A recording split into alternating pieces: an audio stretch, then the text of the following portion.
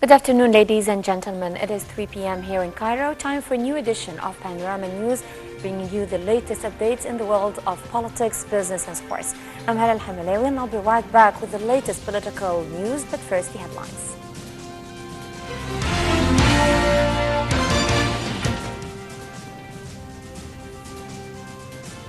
President Sisi inspects training activities at the military academy.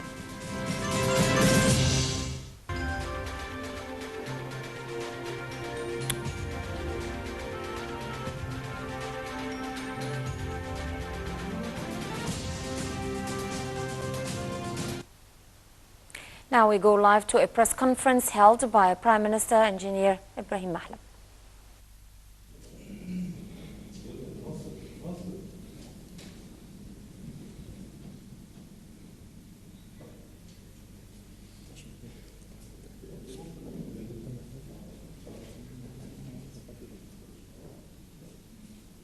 بسم الله الرحمن الرحيم. Merciful, today I'm talking in my capacity as I feel the mutual responsibility between the government and the people. We have been in the habit of talking candidly and frankly to the people. In fact, there has been a lot of talk on civil service law. Civil service law has caused a lot of controversy, a lot of furor and uproar. So far, it has been enforced. Civil service law for the past 8 months has been the focus of a controversy, and a lot of dialogue has been in progress on the law at the Committee on Legislative Commission. Now, the law of civil service has passed in the benefit of the public as well as for public service, civil servants, because the public, members of the public, have perfect right to get the best service possible from the government apparatus, and at the same time, civil servants have perfect right to get paid for the work they do. So, in fact, we agree that members of the public would like to have access to better service. This is clear. There have always been complaints about the government handling the complaints of the public. So, civil servants who work cannot be equal with those who do not work. The philosophy of this new law, this civil service law, is to get the members of the public the best service, and at the same time civil service can have open doors and all opportunities to being promoted. Particularly as we are in a country, we have more than 7 million civil servants. So the people, members of the public, want to have the best service possible. So this civil service law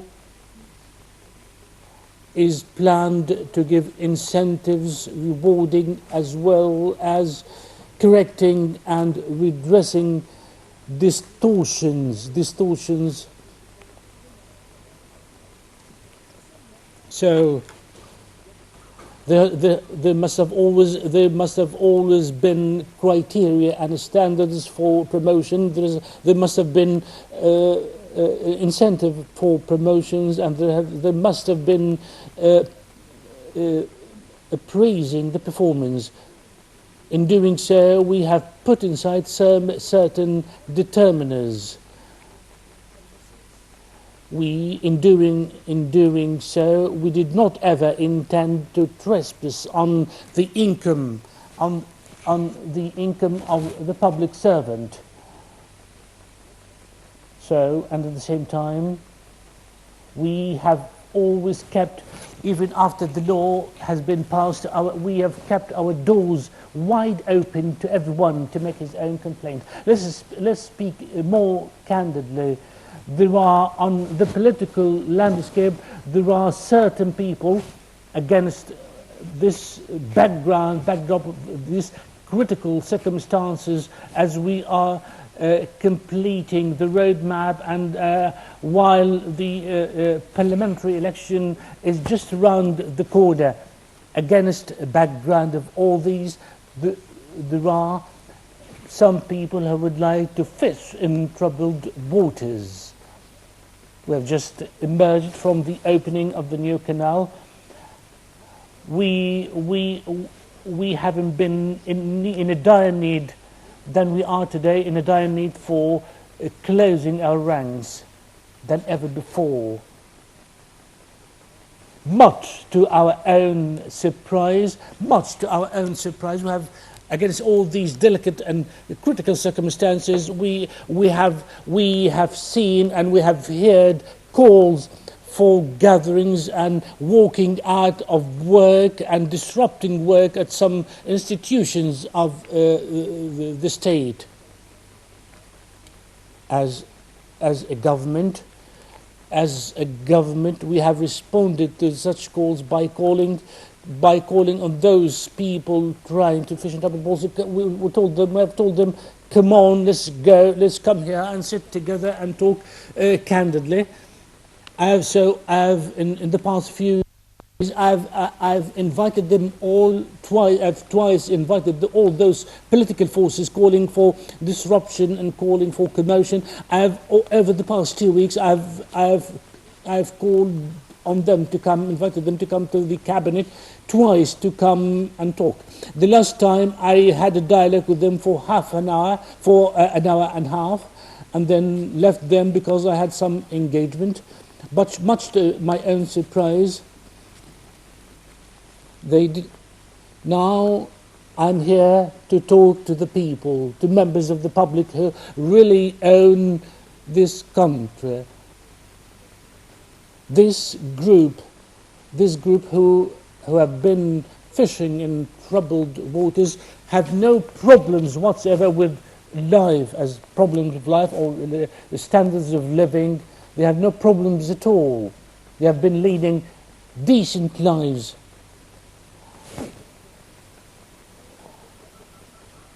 I'm saying that civil servants for the departments of the taxation department, and they are the most honourable people, because they constitute the first defence line for the Egyptian economy, and even those groups calling for disruption of work and for a strike. We're telling them again that we are keeping open doors, because we are not willing with such a beautiful picture we are drawing for the country when the edifice, the building of the country is going on. We are not willing at all to let anyone to distort the image of the country,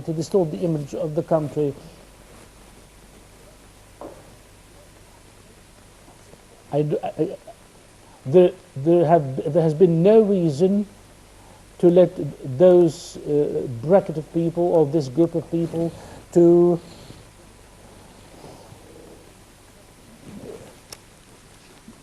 there's been no reason to make this group of people irreconcilable with the government. They should be reconcilable come into reconciliation with the government, because the statute of the law will be taking into observation, will be taking into account the rights of the public service, of the members of the public, of civil servants, as well as the right of the homeland. So I've said we are going to appeal. I said that the government then, against all these circumstances, we should appeal to members of the public, to the people itself. The people would be our judge, will not be judged only by the people. That's why I'm here today. We will not ever allow any disruption of any institution or facility of the state. And at the same time, we are calling upon everyone that at a time we have been squaring up to terrorism and embarking upon mega projects against all this. So I'm appealing, making a plea to everyone to stop, to have a pause and dwell upon what he has been doing, what has been calling for. I am here to speak candidly to everyone. Please be all in the same rank. Thank you very much.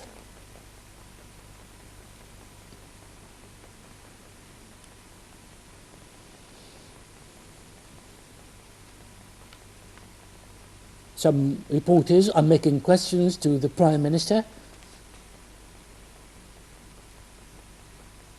We have heard the reporter is asking the Prime Minister that there has been that rumor has it that will be an upcoming cabinet reshuffle. How do you respond to these rumors? The Prime Minister is responding by saying that we have the honor to working until the end of our term, until the end of our tenure of government.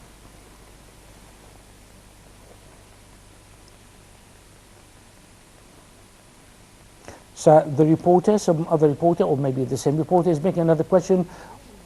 Why don't you wait until... Why don't you, asking the Prime Minister, why don't you wait until the Parliament is in place until to discuss this law?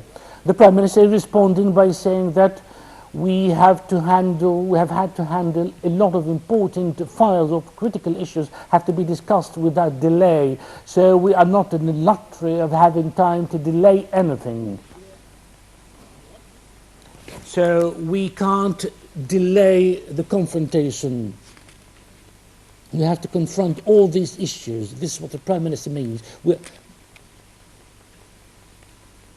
The reporter is asking why didn't you open up a communal dialogue on this law, on this controversial law, before you passed it?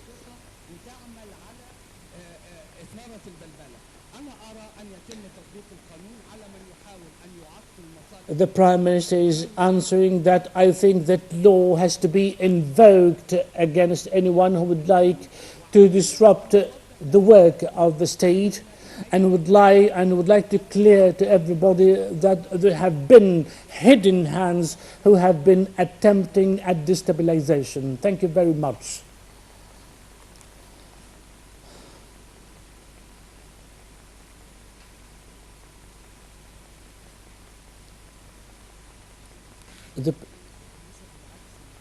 The reporter says you have released a report on deficiency rates, which hovers about 11%. You, Mr. Finance Minister, will this be put out to communal dialogue in order to avert similar problems, or what do you mean by Egypt